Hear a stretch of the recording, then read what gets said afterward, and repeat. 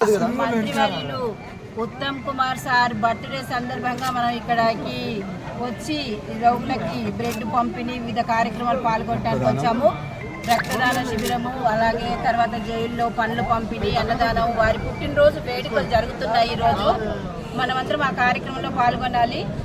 ఉత్తమ్ కుమార్ రెడ్డి గారికి నాకు market committee ఇచ్చారు. వారు మాపై దయ ఉంచి చూసి మా ఇదిని గుర్తించి వారికి ధన్యవాదాలు. తర్వాత వారికి పుట్టినరోజు శుభాకాంక్షలు తెలియజేస్తున్నాను.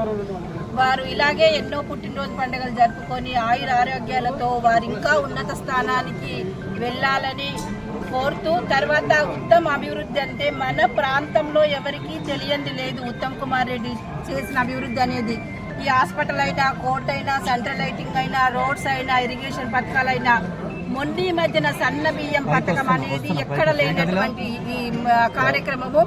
అలాంటి ఎన్నో పథకాలు తీసుకొచ్చినటువంటి సారు వారు ఎప్పుడూ చెప్తుంటారు ప్రజలే నా పిల్లలు అని చెప్పేసి.